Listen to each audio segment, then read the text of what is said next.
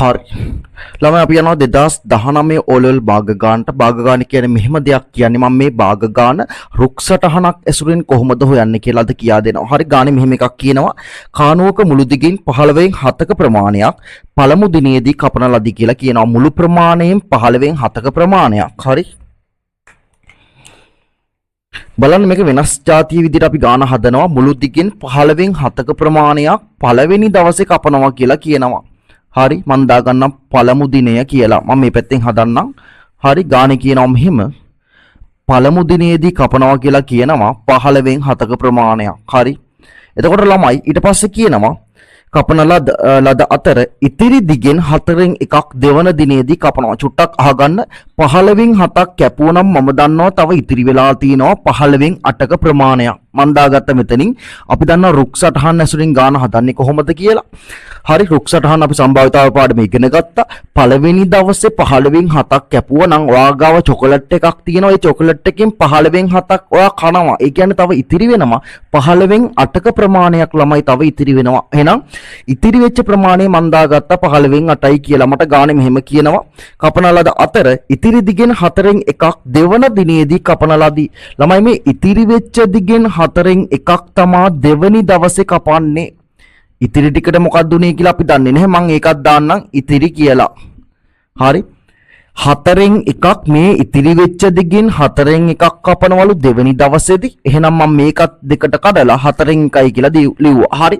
ඒතකොට 4න් එකක් කැපුවනම් තව කපන්න තියෙනවා 4න් 3ක් කියලා අපි දන්නවා. හරිද? 4න් එකක් කැපුවනම් තව 4න් 3ක් කපන්න තියෙනවා කියලා අපි දන්නවා. ඊට පස්සේ මගෙන් අහනවා පළමු දිනේ අවසානයේදී කාණුවේ මුළු දිගින් කොපමණ භාගයක් තව දුරටත් කැපීමට ඉතිරි වේද කියලා. ඒ කියලා ඒ අහන්නේ ළමයි පළවෙනි දවසේ කැපුවට පස්සේ කොච්චර භාගයක් ඉතිරි වෙනවද කියලා. මට ඒක කෙලින්ම පේනවා ඉතිරි භාගයේ 15න් 8යි කියලා. පැහැදිලිද? පළවෙනි දවසේ කැපුවාම 15න් 7ක් තව කපන්න ඉතිරි වෙනවා 15න් 8ක්. අන්නේ දිග තමයි අහන්නේ පළවෙනි දවසේ කැපුවට පස්සේ කොච්චර ප්‍රමාණයක් ඉතිරි වෙනවද කියලා.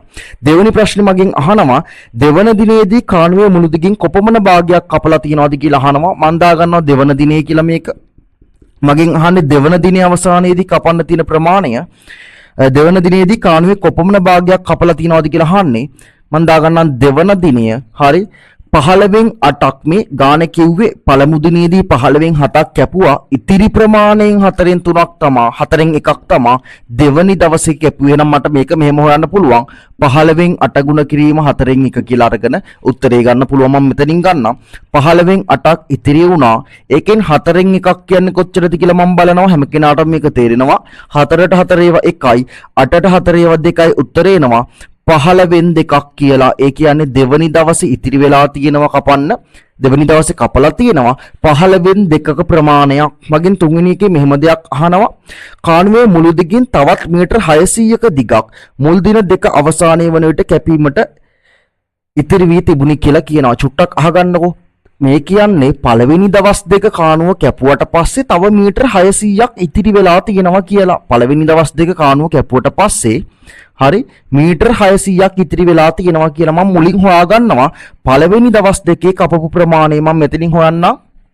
හරි මම මෙතනින් හොයන්නම්. මගෙන් මුලින්ම මම හොයාගන්නවා මුල් දවස් දෙකේ කපලා තියෙන ප්‍රමාණය. තුන්වෙනි එක මම මෙතනින් දාගන්නම්. පළමු දිනේ හා දෙවන දිනේදී කපන ලද ප්‍රමාණය පළමු දිනේ හා දෙවන දිනේ කියලා දාගන්නම්. ළමයි පළවෙනි දවසේ කපලා තිබ්බා 15න් 7ක්. මම මෙතනින් දාගන්නවා 15න් 7ක්. එකට එකතු කරනවා දෙවනි දවසේ කපපු ප්‍රමාණය මම හොයාගත්තා 15න් 2යි කියලා. ඒ කියන්නේ 15න් 7 ධන 15න් 2 මට එනවා උත්තරේ 15න් 9ක් කියලා. ඒ කියන්නේ පළවෙනි දවස් දෙකේ කපලා තියෙනවා මුළු කාණුවේ දිගින් 15න් 9ක කොටසක් කපලා තියෙනවා. ඒක තමයි ඔය කියන්නේ. හරි. එතකොට මම හොයාගන්නවා ඉතිරි ප්‍රමාණය කොච්චරද කියලා පළවෙනි දවස් දෙකට පස්සේ ඉතිරි ප්‍රමාණය. හරි. ඉතිරි ප්‍රමාණය හොයාගන්නවා. ඔයා ගාව චොකලට් එකක් තියෙනවා. අම්මා කියනවා පුතේ 15න් 9ක් මේක 15කට බෙදලා 9ක් කන්න. එතකොට අම්මා අහනවා ඔයා 9ක් කෑවනම් කොච්චර ඉතිරි වෙලා තියෙනවද කියලා අපිට හිතෙන් ගන්න පුළුවන් 15න් 6ක් කියලා. කෑලි 15කට කපලා 9ක් කෑවනම් පුතේ තව කෑලි 6ක් ඉතිරි වෙලා තියෙනවා කියලා අපිට ගන්න පුළුවන්. එහෙම ගන්න බැරි නම් මෙහෙම අඩු කරන්නත් පුළුවන්. කෑලි 15න් 15ක් මුළු ප්‍රමාණය තිබ්බා. හරි ඒකෙන් 9 බෙදීම 15ක් තමයි පළවෙනි දවස් දෙකේ කැපුවේ. පොදු හරය 15යි 15 අඩු කරාම මට එනවා 6යි කියලා. අන්නේ ප්‍රමාණය තමා මට දීලා තියෙන්නේ මීටර් 600යි කියලා. අන්නේ දිග ප්‍රමාණය තමා මට දීලා තියෙන්නේ මීටර් 600යි කියලා. හරි.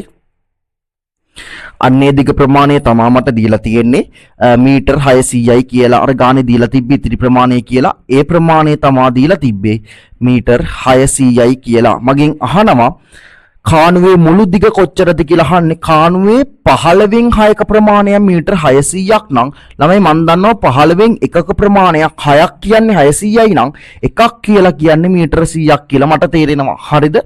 15කට බෙදලා කෑලි 6ක් කියන්නේ මීටර් 600ක් නම් 15කට බෙදලා එක කෑල්ලක් කියලා කියන්නේ මීටර් 100ක් කියලා මට තේරෙනවා. මගෙන් අහන්නේ මුළු දිග කොච්චරද කියලා.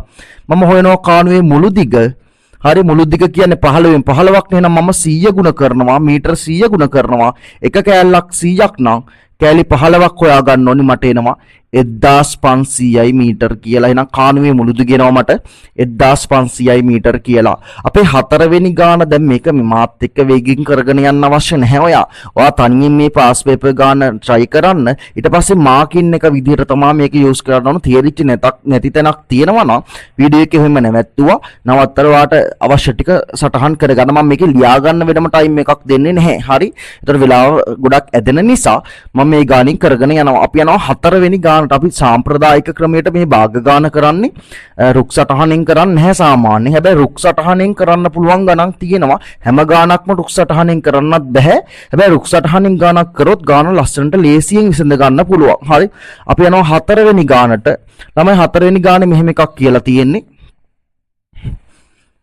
හතරවෙනි ගානේ මෙහෙම එකක් කියනවා. හරි. ඒකේ කියනවා කානුවේ ඉතිරි මීටර් 600 කැපීමට අන්න මිනිස් දින ගානක් අහලා තියෙන. මම දන්නවා මිනිස් දින දැන් ප්‍රතිලෝම සමානුපාත දන්නේ නැති ළමෙක් ඉන්නවා නම් මම වීඩියෝ එක යටින් දාලා තියන්නම් කමෙන්ට් එකක් විදියට. ඔයාට මේ වීඩියෝ එක බලා ගන්න පුළුවන්. හරි.